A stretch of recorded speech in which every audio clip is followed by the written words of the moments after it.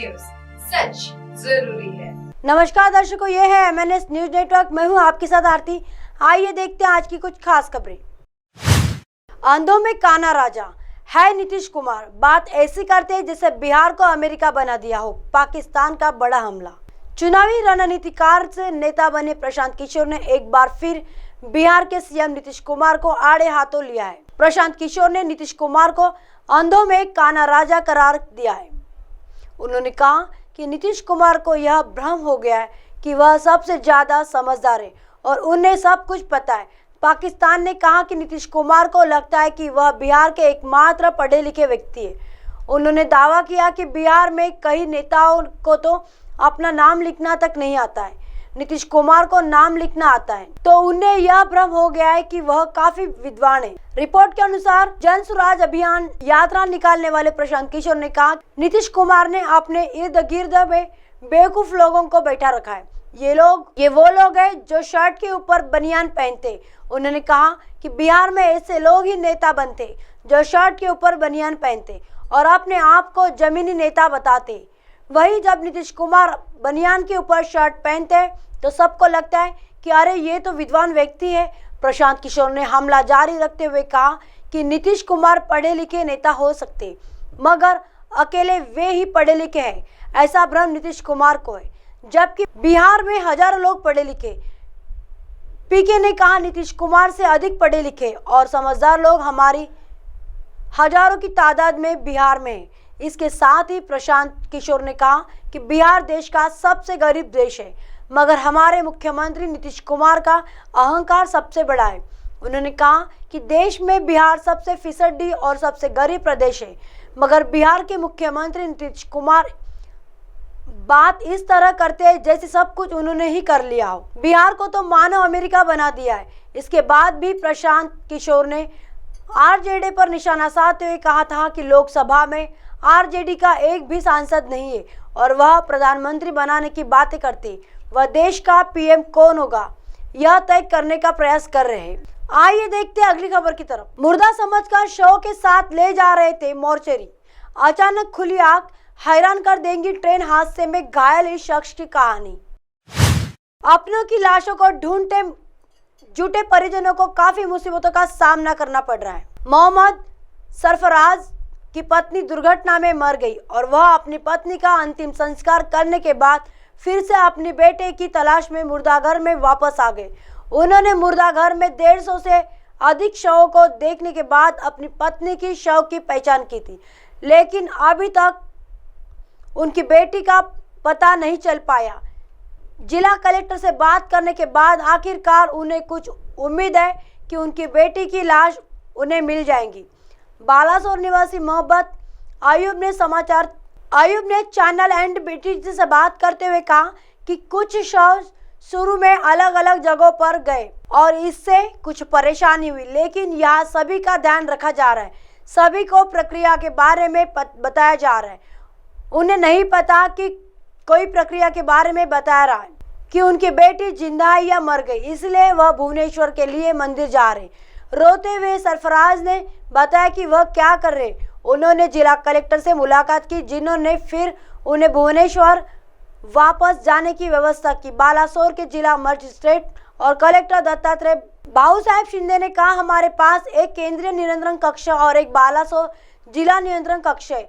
मृत शव के लिए आप कॉल कर सकते हैं और वितरण प्राप्त कर सकते हैं। दूसरी ओर 48 वर्षीय हेलाराम मलिक का 23 वर्षीय बेटा जो गंभीर रूप से घायल हो गया, वह अपने दम पर क्षतिग्रस्तों को उससे बाहर निकलने में कामयाब रहा। पटरियों पर बेहोश हो गया। माना जाता है कि वह मृत माना जा रहा है। उसे शुरू में अन्य शवों के साथ एक ट्रक में रखा गया था, लेकिन उसे होश आ गया। किसी तरह उसने बचाव दल को संकेत दिया कि वह जीवित है। उसे एक अस्पताल में भर्ती कराया गया।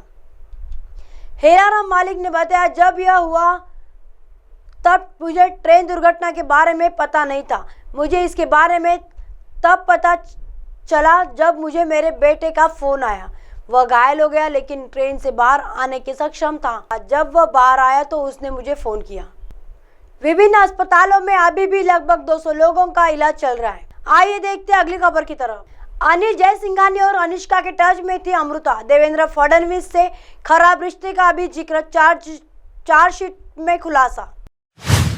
महाराष्ट्र के उप मुख्यमंत्री देवेंद्र फडणवीस की पत्नी अमृता फडणवीस ने जबरन वसूली के प्रयास के मामले में मालाबार हिट पुलिस स्टेशन में चार्जशीट दायर की है।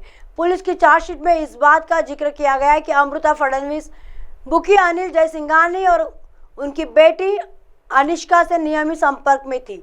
6 मार्च को वह उससे मिली थी और यह मुलाकात गिरफ्तारी के बाद हुई थी। इतना ही नहीं, चार्जशीट में इस बात का जिक्र है कि अमृता फडणवीस ने अनुष्का को यह बताया कि साल 2019 में उनके देवेंद्र फडणवीस से संबंध भी ठीक नहीं है।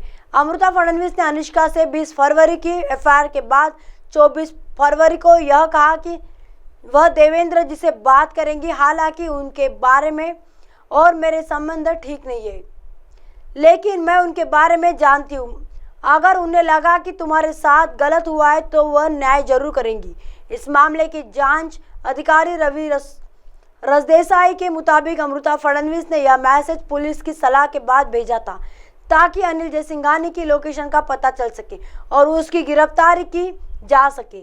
मालाबार हिट पुलिस स्टेशन ने अनिल जयसिंघानी और उनकी बेटी अनुष्का के खिलाफ घूस और वसूली के तहत मामला दर्ज किया और उनको गिरफ्तार किया।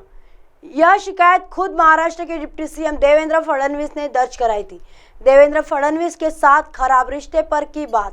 दरअसल अनिल जयसिंघानी लंबे समय से फरार चल रहा था और उसके खिलाफ 15 मामले दर्ज है, लेकिन पुलिस वाले उसे ट्रेस नहीं कर पा रही थी क्योंकि वो डिजिटल तकनीक इस्तेमाल कर भाग निकलता था। पुलिस ने शिकायतकर्ता अमृता फडणवीस को यह कहा था कि अनुष्का से व्हाट्सएप ऐप अन्य तरीके से संपर्क में बनी रहे जब तक आरोपी की गिरफ्तारी हो जाए।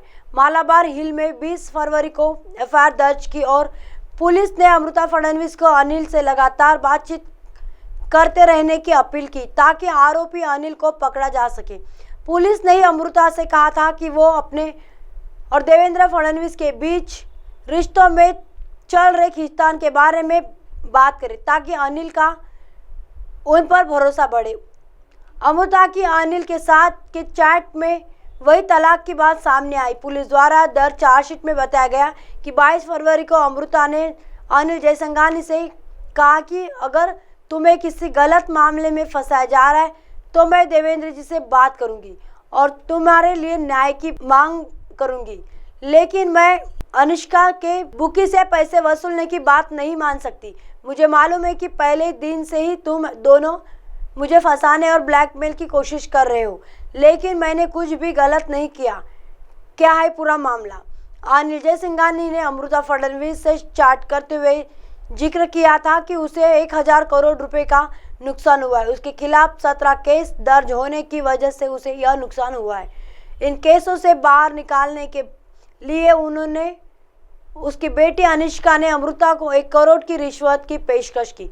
ऑफर ठुकराने के बाद आरोपियों ने 10 करोड़ रुपए की वसूली के लिए ऑडियो और वीडियो वायरल कर देवेंद्र फडणवीस का राजनीतिक करियर खत्म करने की धमकी दी थी। अमृता फडणवीस को अनिल जयसिंघानी ने धमकी दी थी कि वह उनसे संबंधित ऑडियो और वीडियो पीएम मोदी, पवार और उद्धव ठाकरे को भेजेगा और उन्हें एक्सपोज करेगा। इसके बाद अमृता ने उनके खिलाफ शिकायत दर्ज कराई थी। मालाबार हिल पुलिस के मुताबिक 20 जनवरी को एफआईआर दर्ज करने के लिए या बाद भी अमृता को अनिल के संपर्क में रहने के लिए कहा गया था ताकि उनकी लोकेशन लगाया जा सके। अब आप हमारे चैनल को आपके मोबाइल पर भी देख सकते हैं। मोबाइल ऐप पर देखने के लिए प्ले स्टोर से MNS news TV apps download करें। Insta, link, Twitter, iQOO, Facebook और कई सोशल मीडिया के प्लेटफॉर्म पर हमारा चैनल उपलब्ध है। आप इसे यूट्यूब पर भी देख सकते हैं। आप हमारे चैनल को लाइव भी देख सकते हैं www.mnsnewstv.com पर। फिलहाल वक्त चला दर्शकों ब्रेक का। ब्रेक से लौटने के बाद देखिएगा देश और दुनिया की तमाम खबरें।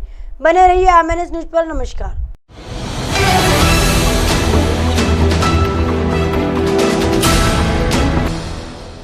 ये है MNS न्यूज़ नेटवर्क और आप देख रहे हैं MNS न्यूज़।